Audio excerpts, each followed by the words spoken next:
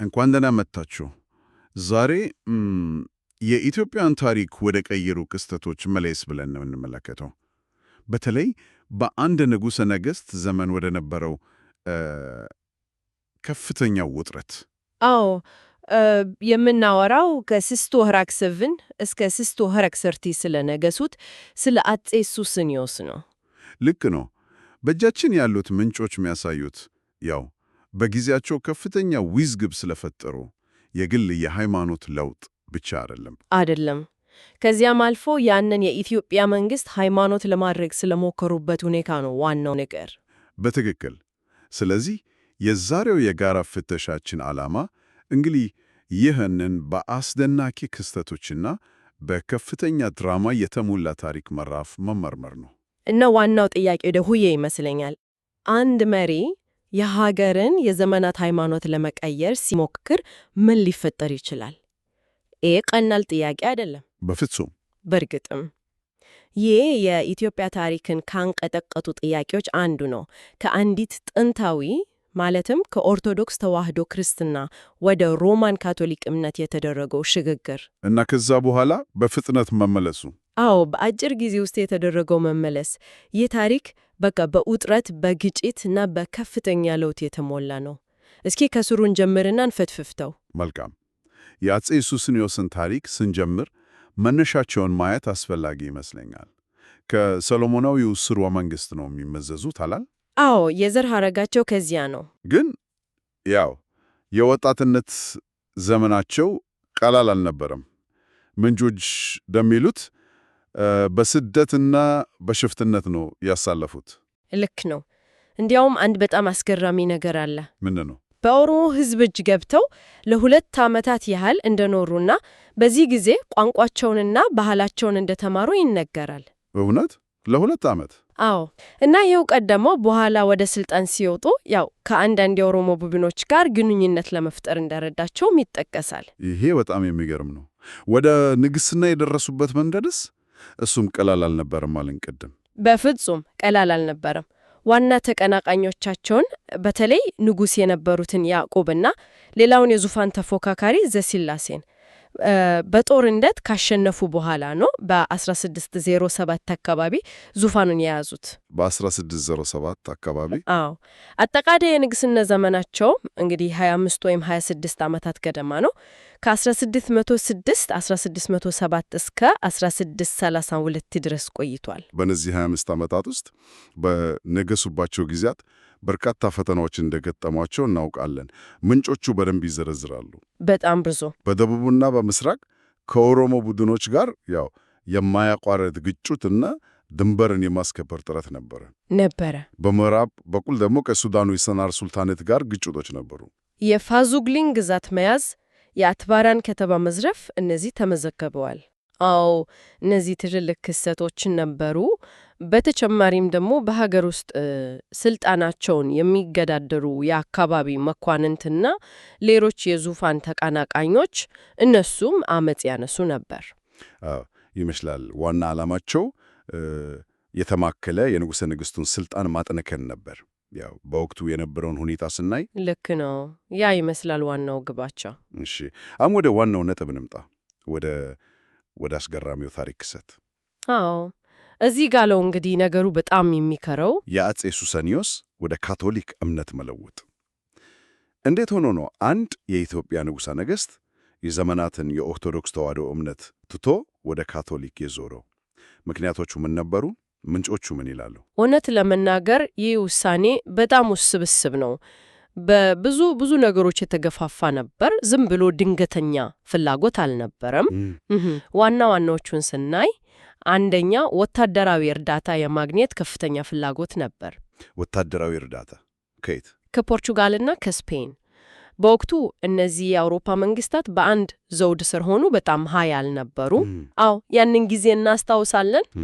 እና ሱስንዮስ ከነዚህ ኃይላት ወታደራዊ ድጋፍና ያው ዘመናዊ የጦር መሳሪያ ቴክኖሎጂ የማግኘት ተስፋ ነበራቸው። ምክንያቱም 100 ዓመት ገደማ በፊት የነበረው ነገር አለ አይደል? የግራኝ ወረራ ጊዜ። በትክክል የፖርቹጋል ጦር አህመድ ግራኝን ለመውጋት መጥቶ የነበረው ሁኔታ ያኔ የአውሮፓ ወታደራዊ ትብብር ምን ያህል ጠቃሚ ሊሆን እንደሚችል ትልቅ ትምህርት ሰጥቷል። ስለዚህ ያ ልምድ ትልቅ አስተዋጽኦ አለው። ስለዚህ ሱሴኒዮስ በዘመናቸው ከኦሮሞ መስፋፋትና ከውስጥ አመጾች ጋር ሲታገሉ የአውሮፓ ኃይሎች ድጋፍ ለስልጣናቸው ወሳኝ ነው ብለው አመኑ። ስለዚህ የውጭ ወታደራዊ ድጋፍ ፍለጋ ሃይማኖትን እንደ አንድ የፖለቲካ መሳሪያ የመጠቀም ነገር ነው ማለት ነው። ይሄ ተስፋቸውስ ምን ያህል እውን ሊሆን የሚችል ነበር በወቅቱ ሁኔታ? ጥያቄው እሱ ነው። የፖለቲካ ስሌቱ ትልቅ ነበር። ተስፋው ምን ያህል እውን ይሆናል ያ ሌላ ነገር ነው። ግን ንጉሱ ይህንን እንደ አንድ አማራጭ አይተውታል። ሁለተኛውስ ምክንያት? ሁለተኛው ትልቅ ምክንያት የጄዙዊት ሚስዮናውያን ተጽዕኖ ነው። እነዚህ ጄዙዊቶች የካቶሊክ ቤተ ክርስቲያን አባላት ናቸው።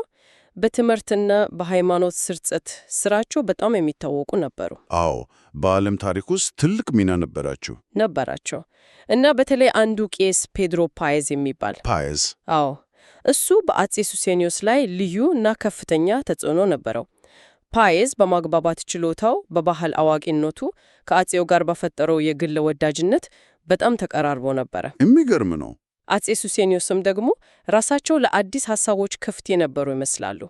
ከፓየዝና ከሌሎች ሚስዮናውያን ጋር በሃይማኖታዊ ጉዳዮች ላይ የተወያዩ፣ ቀስ በቀስ የጄዙዊቶች ትምህርት ከኢትዮጵያ ኦርቶዶክስ ተዋሕዶ ቤተክርስቲያን ትምህርት ማስበለጥ ጀመሩ። የፔድሮ ፓየዝ የግል ተጽዕኖ ይህን ያህል ጠንካራ ነበር ማለት ነው። እሺ፣ ከፖለቲካና ከግል ተጽዕኖ ባሻገር ንጉሱ ራሳቸው ለካቶሊክ እምነት ቅን ፍላጎት ኖሯቸው ይሆን? ምን ይመስልሻል? ያም አንድ የሚታሰብበት አቅጣጫ ነው፣ አይካድ። አንዳንድ የታሪክ ምሁራን እንደሚሉት የአጼ ሱስንዮስ ፍላጎት ከፖለቲካው ባለፈ ቅን ሃይማኖታዊ መነሻም ሊኖረው ይችላል። እንዴት? ምናልባት ካቶሊክን እንደ አዲስ ሃይማኖት ሳይሆን እንደ ጥንታዊቷ ቤተክርስቲያን ከኒቂያ ጉባኤ ጊዜ ጀምሮ ይዛው የነበረውን የቀደመውና ንጹሕ የክርስትናን ቅርጽ መመለስ አርገው አስቦት ሊሆን ይችላል። እንደ ተሐደሰው አይነት ነገር። ልክ እንደሱ። እንዲያውም እምነታቸውን በይፋ ከመግለጻቸውም በላይ ሌሎች የቆዩ የንጉሳዊ ልማዶችንም እንደቀየሩ የሚጠቀሙ መረጃዎች አሉ። ለምሳሌ ንጉሱ ከሕዝብ በመጋረጃ ተሰውሮ የመታየት ልማድ ነበረ። ያንን ቀይረዋል። ይህ ምናልባት አዲስ አይነት ግልጽነትን ለማሳየት የታሰበ ሊሆን ይችላል። የሚገርም ነው። የራሳቸውን ንጉሳዊ ወግ እስከ መቀየር መድረሳቸው የለውጡን ጥልቀት ያሳያል። በእርግጠኝነት። እስኪ አራተኛውን ምክንያት እንይ። ከነባሩ የኦርቶዶክስ ቤተ ክርስቲያንስ ጋር የነበራቸው ግንኙነት ምን ይመስል ነበር? ያለል ውሳኔያቸው አስተዋጽኦ አድርጓል? አዎ፣ በጣም። ከአካባቢው የኦርቶዶክስ ተዋሕዶ ቤተ ክርስቲያን ተዋረድ ጋር የነበራቸው ግንኙነት የሻከረ ነበረ። ከማን ጋር? በተለይ ከግብፅ ኮፕቲክ ቤተ ክርስቲያን በሚሾመው የኢትዮጵያ ቤተ ክርስቲያን መሪ አቡን ጋር አለመግባባቶች ነበሩ። የአቡኑ ስልጣን ከግብፅ ነበር የሚመጣው። ልክ ነው። እና ከዚህ በፊት በነበሩ የፖለቲካ ግጭቶችና ምናልባትም በቀድሞ አቡኖች የሥነ ምግባር ጉድለት በተባሉ ነገሮች የተነሳ አጼ ሱስንዮስ በነባሩ የቤተ ክርስቲያን መዋቅር ላይ ቅሬታ ነበራቸው። ስለዚህ ወደ ካቶሊክ መዞር፣ ከሮም ጋር በቀጥታ ግንኙነት በመፍጠር የእስክንድሪያውን የግብፅን የቤተ ክርስቲያን ስልጣንና ተጽዕኖ ለመሞገትና ለመቀነስ እንደ አንድ እልድ ታይቷቸው ሊሆን ይችላል። ስለዚህ ስናጠቃልለው የወታደራዊ እርዳታ ተስፋ አለ። የጄዙዊቶች በተለይ የፓየዝ የግልና ዲፕሎማሲያዊ ተጽዕኖ አለ። ትልቅ ሚና ተጫውቷል። ምናልባትም የንጉሱ ቅን ሃይማኖታዊ እምነት ሊኖር ይችላል እና ከነባሩ የኦርቶዶክስ መዋቅር ጋር የነበረ ፖለቲካዊና አስተዳደራዊ ቅሬታ፣ እነዚህ ሁሉ ተደማምሮ ነው ይህን ታሪካዊ ውሳኔ ያስከተሉት። በትክክል እነዚህ ሁሉ ምክንያቶች መስተጋባር ፈጥሮ ነው አጼ ሱስንዮስን ወደዚህ አቅጣጫ የገፋቸው። እሺ፣ አጼ ሱስንዮስ እንግዲህ የካቶሊክ እምነትን የኢትዮጵያ መንግስት ሃይማኖት አድርገው በ1860 ዳወጁ። በ1860 ከዛስ ምን ተከተለ? በተለይ ፓየዝ ከሞተ በኋላ የመጣው አዲሱ የጄዙዊት ፓትርያርክ አልፎንሶ ሜንዴስ እሱ ከፍተኛ ተጽዕኖ እንደነበረውና በርካታ አወዛጋቢ ለውጦችን እንዳስፈጸመው እናውቃለን። ይህ የካቶሊክ ዘመን ለ10 ዓመታት ያህል እስከ 1632 ድረስ ቆይቷል። ምን አይነት ለውጦች ነበሩ እነዚህ? ፓየዝ ከሞተ በኋላ የመጣው አልፎንሶ ሜንዴዝ እውነት ለመናገር በጣም ግትር ነበረ እና የኢትዮጵያን ሁኔታ በደንብ ያልተረዳም ይመስላል። ከፓየዝ ተቃራኒ ማለት ነው። ሙሉ በሙሉ በሱ መሪነት የተጀመሩት ላቲናይዜሽን የሚባሉ ተሐድሶዎች ነበሩ። ላቲናይዜሽን? አዎ። ይህ ማለት የኢትዮጵያን ቤተ ክርስቲያን ስርዓትና ልማድ ከሮማ ካቶሊክ ከላቲን ስርዓት ጋር ሙሉ በሙሉ የማመሳሰል ሙከራ ነበረ። ወይኔ! እና እነዚህ ሙከራዎች የኢትዮጵያን ሕዝብ እና ቀሳውስት በእጅጉ አስቆጡ። ከፍተኛ የእርስ በርስ ጦርነትና ተቃውሞ አስነሱ። ዋና ዋናዎቹ ለውጦች ምን ምን ነበሩ? እስኪ እናያቸው። እሺ፣ አንደኛ የኢትዮጵያ ባህላዊና ሃይማኖታዊ ልማዶችን ማገድ ነበር። ለምሳሌ ለዘመናት የቆየውን ቅዳሜን ሰንበትን እንደ እሁድ ቅዱስ ቀን አድርጎ የማክበር ልማድ ታገደ። ቅዳሜን ማክበር ቀረ። እሁድ ብቻ እንዲከበር ተደረገ። እንዲሁም በስምንተኛው ቀን ወንድና ሴት ሕፃናትን የመገረዝ ልማድ እሱም እንደ ይሁዳዊ ስርዓት ተቆጥሮ ተከለከለ። ቆይ፣ እነዚህ እኮ ዝም ብሎ የሃይማኖት ስርዓቶች አይደሉም። የሰዎችን የየቀን ሕይወት፣ ባህል፣ ማንነት የሚነኩ ነገሮች ናቸው። ቅዳሜን ማክበር ማቆም፣ ግርዛትን መከልከል በጣም ትልቅ ነገር ነው። በጣም ትልቅ ነገር። ሕዝቡ የተሰማውን መገመት ይቻላል። ቀላል አይደለም በፍጹም። ሌላስ? በተጨማሪም የስርዓተ አምልኮ እና የቀን መቆጠሪያ ለውጦች መጡ። የኢትዮጵያ ጥንታዊ የግዕዝ ስርዓተ ቅዳሴ እንዲቆም ተደረገ። በአንዳንድ አካባቢዎች የላቲን ስርዓተ ቅዳሴ ሊተካ ሞከረ። ግዕዝ ቀርቶ ላቲን ያው ሙከራ ነበር። እና የጾምና የበዓላት ቀናትን የሚወስነው የኢትዮጵያ ክርስቲያናዊ የቀን መቁጠሪያ ከሮማውያን ጋር እንዲመሳሰል ተደረገ። ይሄ ደግሞ የሰዎችን ዓመታዊ የህይወት ዑደት ሙሉ በሙሉ አዛባው። አይገርምም? ሌላው በጣም መሰረታዊ የሆነው ደግሞ የሃይማኖት መሰረተ እምነት ለውጥ እንዲደረግ መሞከሩ ነው። የዶግማ ለውጥ? አዎ። የኢትዮጵያ ኦርቶዶክስ ተዋሕዶ ቤተ ክርስቲያን ስለ ክርስቶስ ባህሪ የነበራትን ተዋሕዶ እምነት ያው ክርስቶስ አንድ የተዋሃደ መለኮታዊና ሰብአዊ ባህሪ ያለው የሚለውን የማንነት መግለጫ የሆነው ልክ ነው። ያንን በመተው የካቶሊኩን ሁለት የተለያዩ ባህሪያት መለኮታዊና ሰብአዊ አስተምሮ እንዲቀበሉ ተገደዱ። ይሄ በሁለቱ አብያተ ክርስቲያናት መካከል የነበረ በጣም ትልቅ የነገረ መለኮት ልዩነት ነው። ይሄ የነገረ መለኮት ልዩነት እኮ ለዘመናት የቆየና የቤተ ክርስቲያኗ የማንነት መሰረት ነበር። ይህን ለመቀየር መሞከር ከፍተኛ ተቃውሞ መፍጠሩ አይገርምም? በፍጹም አይገርምም። ከዚህም በተጨማሪ የቤተ ክርስቲያን አስተዳደር ተዋረድ ተቀየረ። እንዴት? የግብጽ ፓትርያርክ የሚሾመው የአቡኑና የአካባቢው ቀሳውስት ስልጣን ተሸርሽሮ ፖርቱጋላዊው ፓትርያርክ አልፎንሶ ሜንዴስ ከፍተኛውን የቤተ ክርስቲያን ስልጣን ተቆጣጠረ። የውጭ ሰው መጣ ማለት ነው፣ መሪ ሆነ። በትክክል። እና ደግሞ በኦርቶዶክስ እምነት የተጠመቁ ሰዎች በካቶሊክ ስርዓት እንደገና እንዲጠመቁ ተገደዱ። ዳግም ጥምቀት? አዎ። ይህም እንደ ትልቅ ውርደትና ያው የድሮን ጥምቀት እንደማናከብር ተቆጠረ። የግዳጅ ዳግም ጥምቀት? ይሄ እንዴት ሊተገበር ቻለ? ሕዝቡስ ዝም ብሎ ተቀበለው? ዝም ብሎ አልተቀበለውም በፍጹም። ይህና ሌሎችም ለውጦች ከፍተኛ ተቃውሞና አመጽ አስነስተዋል። ለምሳሌ ጀስዊቶች ለሁሉም የኢትዮጵያ ቀሳውስት ያለማግባት ግዴታን ለመጫን ሞከሩ። ቄሶች እንዳያገቡ? አዎ። በኦርቶዶክስ ባህል ግን መነኮሳት ብቻ ናቸው ያለማግባት ግዴታ ያለባቸው። ሌሎቹ ቀሳውስት ማግባት ይችላሉ። ስለዚህ ይህም ሌላ ባህልን የጣሰ ለውጥ ነበር።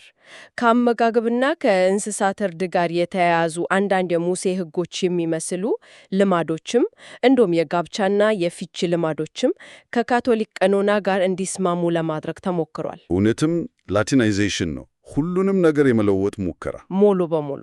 እና እነዚህ ሁሉ ለውጦች በአንድ ጊዜ መጫናቸው፣ በተለይ በፓትርያርክ ሜንዴዝ ግትርነት መመራታቸው ከፍተኛ ተቃውሞን እንደቀሰቀሰ ግልጽ ነው። ምንጮቹ እንደሚሉት ይህ ወደ ደም አፋሳሽ የእርስ በርስ ጦርነት አምርቷል። አዎ፣ በሺዎች የሚቆጠሩ ሰዎች አልቀዋል። በመጨረሻም የአፄ ሱስንዮስን ከስልጣን መውረድ አስከትሏል። እሺ፣ ይህ ሁሉ ውጥረትና ግጭት ከመከሰቱ በፊት ግን ነገሮች ለየት ብለው ነበር። በተለይ በአንዱ ቁልፍ ሰው ቅድም በጠቀስነው በፔድሮ ፓየዝ። አዎ፣ በፔድሮ ፓየዝ ምክንያት ሌሎች ሚስዮናውያን ለዘመናት ያልቻሉትን እሱ እንዴት መጀመሪያ ላይ ከአፄ ሱስንዮስ ጋር ይህን ያህል ሊሳካልህ ቻለ? የሱ ስኬት ምስጢር ምን ነበር? በጣም ወሳኝ ጥያቄ ነው። የፓየዝ ስኬት ከሜንዴስ ውድቀት ጋር ሲነጻጸር ትልቅ ትምህርት ይሰጣል። ፓየዝ የተሳካለት በብዙ ምክንያቶች ጥምረት ነው ብዬ አስባለሁ። ለምሳሌ አንደኛ፣ መተማመንና ወዳጅነት። ፓየዝ ከአፄ ሱስንዮስ ጋር በጣም የጠበቀ ግል ወዳጅነት መስርተው ነበር። ንጉሡ ያምኑትና ያከብሩት ነበር። አማካሪያቸው ነበረ ማለት ነው። ነበር። በቤተ መንግሥት እንደ አማካሪ በነጻነት ይንቀሳቀስ ነበር። እንዲያውም አፄ ሱስንዮስ በጣና ሐይቅ አጠገብ ጎርጎራ ላይ ለጄዙዊት ማዕከል ይሆን ሰፊ መሬት ሰጥተውት ነበር። ጎርጎራ ላይ? አዎ። ሁለተኛ፣ ባህላዊ ስሜታዊነትና የቋንቋ ችሎታው የትልቅ ነገር ነው። በጣም ፓየዝን ከሌሎች ሚስዮናውያን የሚለየው ትልቁ ነገር የኢትዮጵያን ባህል ለማክበሩና ለመረዳት ሞከሩ ነው። የአካባቢውን ቋንቋዎች በተለይም አማርኛና ግዕዝን አግላጥፎ ይናገር ነበር። ሁለቱንም? አዎ። ይሄ ከአፄው ከመኳንንቱና ከአካባቢው ቀሳውስት በቀጥታና ትርጉም ባለው መንገድ እንዲወያይ ያስችሎታል። ቋንቋና ባህልን ማወቅ ትልቅ በር ከፋች ነው ማለት ነው። ግን አቀራረቡስ ምን ይመስል ነበር? የዲፕሎማሲ አካሄዱ? እሱም ሌላው ቁልፍ ነጥብ ነው። ፓየዝ የኦርቶዶክስን ቤተ ክርስቲያን በአንዳንድ ነጥቦች ስህተት አለበት ብሎ ቢያምንም በአቀራረቡ ተግባራዊና ተለማማጭ ፕራግማቲክ ነበር። ፕራግማቲክ? አዎ። ሁሉንም ነገር በአንድ ጊዜ ለመቀየር ከመሞከር ይልቅ ቀስ በቀስ በአፄው የግል እምነትና አስተሳሰብ ላይ በማተኮር ተጽዕኖ ለማሳደር ሞከረ። የኢትዮጵያን ቤተ ክርስቲያን ወጎችን በግልጽ ከማውገዝ ይልቅ በትንቅርት ነገረ መለኮታዊ ውይይቶችን ያደርግ ነበር። ከሜንዴስ የተለየ ማለት ነው። በጣም። ይህ አካሄድ በኋላ የመጣው ሜንዴስ ካሳየው ሁሉን በአንድ ጊዜ የመለወጥ ግትርናና አለመቻቻል ጋር በእጅጉ ይቃረናል። ከዲፕሎማሲና ከውይይት ባሻገርስ ሌላ ያደረገው ነገር አለ? አዎ፣ ተግባራዊ ክህሎቱም አስተዋጽኦ አድርጓል። ፓየዝ የተዋጣለት የህንፃ ባለሙያ ነበር። አርኪቴክት ነበር። ለአፄ ሱስንዮስ በአውሮፓ ስልት የተገነቡ አብያተ ክርስቲያናትና ምናልባትም ቤተ መንግስታትን በመንደፍና በማሰራት ከአውሮፓ ጋር ግንኙነት መፍጠር የሚያመጣውን ተጨባጭ ጥቅም በተግባር አሳይቷል። አሃ፣ ይህን ታገኛላችሁ አይነት ማሳያ። ልክ እንደዛ። በተጨማሪም አፄ ሱስንዮስ ጄዙዊቶችን ከወታደራዊ እርዳታና ከዘመናዊነት ጋር የሚያገናኝ ድልድይ አድርጎ ይመለከቷቸው እንደነበር ቅድም ብለናል። አዎ። ፓየዝ ይህንን የንጉሱን ራዕይ በዲፕሎማሲና በፖርቹጋል የትብብር ተስፋ እያሳየ ያበረታታ ነበር። ስለዚህ ስናጠቃልለው የግል ቅርብብ፣ የባህል አክብሮት፣ የቋንቋ ችሎታ፣ ተግባራዊና ታጋሽ አካሄድ፣ የህንፃ ክህሎት እና የጋራ ፖለቲካዊ ራዕይ፣ እነዚህ ሁሉ ተደምሮ ነው ፓየዝን መጀመሪያ ላይ ስኬታማ ያደረጉት። በትክክል። ሜንዴስ ግን ይህን ሁሉ ጥሶ ነው የመጣው። ሙሉ በሙሉ ጥሶ ነው የመጣው። ፓየዝ በአፄ ሱስንዮስ ላይ የነበረው ተጽዕኖ በጣም ከፍተኛ ስለነበር እሱ ፓየዝ 1622 ከመሞቱ ጥቂት ቀደም ብሎ አፄው በይፋ ወደ ካቶሊክ እምነት እንዲለወጡ በማሳመን ተሳክቶለታል። በቃ ሊሞት አካባቢ ነው ማለት ነው ንጉሱ በይፋ የተቀየሩት። አዎ፣ ጥቂት ቀደም ብሎ። ነገር ግን ፓየዝ ብዙም ሳይቆይ ሞተ። የተተካው ሜንዴዝ ደግሞ የፓየዝን ጥንቃቄና ዲፕሎማሲ ወደ ጎን በመተው በግጥርነት የላቲናይዜሽን ፖሊሲውን ሲያስፈጽም ሁኔታው ሙሉ በሙሉ ተቀየረና ወደ ከፋ ግጭት አመራ። የፓየዝ ሞት ትልቅ መለወጫ ነጥብ ነበር ማለት ነው። በጣም ትልቅ መለወጫ ነጥብ ነበር በኢትዮጵያ የካቶሊክ ተጽዕኖ ታሪክ ውስጥ። ያ ሁሉ ተቃውሞና የእርስ በርስ ጦርነት እየተባባሰ ሲሄድ በመጨረሻ የአፄ ሱስንዮስ ዕጣ ፈንታው ምን ሆነ? እንዴት ነው ይህ ምዕራፍ የተዘጋው? ግጭቱ በጣም ተባብሶ በተለይ በላስታና በሌሎች አካባቢዎች በተደረጉ ጦርነቶች በሺዎች የሚቆጠሩ ኢትዮጵያውያን ከሁለቱም ወገን ካለቁ በኋላ አፄ ሱስንዮስ ልባቸው ክፉኛ እንደደማ ይነገራል። በጣም እንዳዘኑ። አይገርምም። በመጨረሻም ሰኔ 14 1622 ላይ ታሪካዊ ሆነ የሃይማኖት መቻቻል አዋጅ አወጡ። አዋጅ ምን የሚል? በዚህ አዋጅ የካቶሊክ እምነትን የመንግስት ሃይማኖትነት ሽረው ኢትዮጵያ ኦርቶዶክስ ተዋህዶ ክርስትናን ወደ ቀድሞ ይፋዊነቱ መለሱ። ወይ ያ ሁሉ ነገር ከተደረገ በኋላ? አዎ። ህዝቡም የባህልና የሃይማኖት ልማዱን በነጻነት እንዲከተል ፈቀዱ። ወዲያውኑ ከዚህ አዋጅ በኋላ ስልጣናቸውን ለልጃቸው ለፋሲለደስ አስረከቡ። በቃ ዙፋኑን ለቀቁ። ከዚያም ከጥቂት ወራት በኋላ መስከረም 17 1632 በጦርነት ደክመውና በሐዘን ተግዛው አረፉ። በጣም አሳዛኝ መጨረሻ ነው። ልጃቸው አፄ ፋሲለደስ ስልጣን ሲይዙስ ጀዙይቶችና የካቶሊክ ቀሪ ተጽዕኖ ምን ዕጣ ገጠማቸው? የአፄ ፋሲለደስ ዘመን እንግዲህ የካቶሊክ ተጽዕኖ ሙሉ በሙሉ የተገረሰሰበት ጊዜ ነበረ። ፋሲለደስ ስልጣን እንደያዙ ወዲያውኑ የአባታቸውን የመጨረሻ ውሳኔ በማጽናት የኢትዮጵያ ኦርቶዶክስ ተዋሕዶ ቤተ ክርስቲያንን ብቸኛ ይፋዊ መንግስት ሃይማኖት አድርገው አወጁ። ስለዚህ ሙሉ በሙሉ ወደ ቀድሞ ስርዓት መመለስ ነበረ ማለት ነው። ጀዙይቶቹስ ምን ተደረጉ? ፋሲለደስ በጣም ጠንካራ እርምጃ ነው የወሰዱት። ሁሉም ጀዙይቶችና ሌሎች አውሮፓውያን ሚስዮናውያን ወዲያውኑ አገር ለቆ እንዲወጡ ታዘዙ። ፓትርያርክ ሜንደስን ጨምሮ? እሱን ጨምሮ አብዛኞቹ ወደ ሰሜን ትግራይ አካባቢ ወደ ፍሪሞና ተሰደዱ። ከዚያም በኋላ በብዙ ችግር አብዛኞቹ ወደ ሂንት ጎዋ ተሻገሩ። ንብረታቸውስ ያሁሉ የሰሩት ነገር? ጄዙዊቶች በአፄ ሱሰኞስ ዘመን ያፈራቸው መሬቶችና ንብረቶች ለምሳሌ በደንቀዝ ከጎንደር አቅራቢያ የነበረው የቤተ መንግስትና የካቴድራል ግንባታ ቦታ በመንግስት ተወረሱ። ተጽዕኖአቸውን ሙሉ በሙሉ ለማጥፋት የታለመ እርምጃ ይመስላል። የመጽሐፍቱ ጉዳይስ ምን ነበር? እነ ፓየዝ የጻፏቸው? አዎ፣ የነበረውን የካቶሊክ ተጽዕኖ ለማጥፋት ከፍተኛ ጥረት ተደርጓል። በ1665 ፋሲለደስ የካቶሊክ ሃይማኖታዊ ጽሑፎች የነበሩትን የፍራንኮች መጻሕፍት፣ የአውሮፓውያን መጻሕፍት እንዲሰበሰቡና እንዲቃጠሉ አዘዙ። መጽሐፍትን ማቃጠል? አዎ። ከዚህም በላይ ፋሲለደስ ወደፊት ተመሳሳይ የውጭ ጣልቃ ገብነት እንዳይኖር በማሰብ ከአውሮፓ ጋር የነበረውን ግንኙነት ሙሉ በሙሉ በማቋረጥ ዘጉት እና በአጎራባች የሙስሊም መንግስታት ለምሳሌ ከየመን ጋር ግንኙነት በመፍጠር የማግለል ፖሊሲ ጀመሩ። ይሄ የማግለል ፖሊሲ ለምን ያህል ጊዜ ቆየ? ለ200 ዓመታት ያህል ኢትዮጵያን ከአውሮፓ ግንኙነት አግሎ እንዲቆይ አድርጓል። 200 ዓመት? አዎ። እና ለመውጣት ፈቃደኛ ያልሆኑ ወይም ለመቅረት የሞከሩ አንዳንድ ሚስዮናውያን እንደተገደሉም ይነገራል። ስለዚህ ያ ለአጭር ጊዜ የነበረው የካቶሊክ ተጽዕኖ በኢትዮጵያ በቃ በድንገት በአመፅ እና በጽንፈኛ እርምጃ ተቋጨ።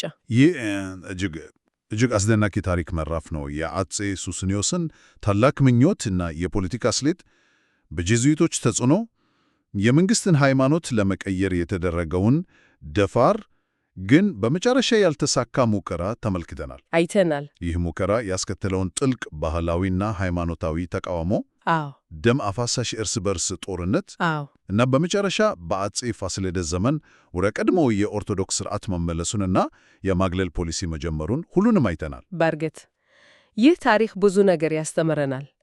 አንደኛ፣ ሃይማኖት፣ ፖለቲካና የባህል ማንነት በኢትዮጵያ ታሪክ ውስጥ ምን ያህል የተሳሰረው እንደነበሩ እና አሁንም እንደሆኑ በግልጽ ያሳያል። እውነት ነው። ሁለተኛ፣ የውጭ ኃይሎች ተጽዕኖ፣ ያው የፖርቹጋል እርዳታ ተስፋ እና የጄዙዊት ሚስዮናዊነት ከሀገር ውስጥ ተጨባጭ ሁኔታዎችና የህዝብ ስሜት ጋር ሲጋጩ ምን ሊፈጠር እንደሚችል ያሳያል። የሜንዴስ ታሪክ ጥሩ ምሳሌ ነው። በጣም። ሶስተኛ፣ የለውጥ አራማጆች አካሄድ ምን ያህል ወሳኝ እንደሆነም ይጠቁማል። የፓየዝ ጥንቃቄ የተሞላበት አካሄድ እና የሜንዴስ ግትርነት ያስከተሉት የተለያየ ውጤት። አዎ፣ የአመራር ሚና። በመጨረሻም የፋሲለደስ የመገለል ፖሊሲ የአውሮፓን ተጽዕኖ ለአጭር ጊዜ ቢገታም ለረጅም ጊዜ ኢትዮጵያን ከዓለም አቀፍ የቴክኖሎጂና የሐሳብ ልውውጥ በመጠኑም ቢሆን እንዲያገላት ማድረጉም ሌላው ሊታሰብበት የሚገባ ታሪክ ውርሰት ነው። ይህ ታሪክ አንድ ትልቅ ጥያቄ በአእምሮ የትቶብኛል። ፔድሮ ፓየዝ በ1622 ባይሞት ኖሮ እና ረዘም ላለ ጊዜ ከአፄ ሱሰኞስ ጋር ቢቆይ ወይም ደግሞ የእሱ ተግባራዊና ባህልን ያገናዘበ አካሄድ በአልፎንሶ ሜንዴስ ግትርነትና ሁሉንም በአንድ ጊዜ የመለወጥ ፍላጎት ባይተካ ኖሮ የኢትዮጵያ ታሪክ ምን ሊመስል እንችል ነበር? ካቶሊክ እምነት በተለየ መልክ ስር ይሰድ ነበር ወይስ ግጭቱ ለማንኛውም ማይቀር ነበር? በጣም ጥሩ ጥያቄ ነው። ታሪክ ቢሆን ኖሮ በሚል መላምት ላይ አይሰራም። የሆነው ሆኗል። እውነት ነው። ነገር ግን ይህንን ማሰላሰል የፓየዝና የሜንዴስ ያካሄድ ልዩነትና የግለሰቦች ሚና በታሪክ ሂደት ላይ ምን ያህል ትልቅ ተጽዕኖ ሊያሳድር እንደሚችል ለመረዳት ይረዳል። ምናልባት ይበልጥ ቀስ በቀስና በውይይት ላይ የተመሰረተ ለውጥ ቢሞከር ኖሮ ውጤቱ የተለየ ይሆን ነበር ወይስ የኢትዮጵያ ኦርቶዶክሳዊ ማንነትና የቤተ ክርስቲያኗ ስር የሰደደ ተጽዕኖ ለማንኛውም አይነት የካቶሊክ ለውጥ ያው እድል አይሰጥም ነበር። ይህንን ጥያቄ ለዛሬው ውይይታችን ማሰሪያ እናድርገውና አድማጮችም እንዲያስቡበት እንተው።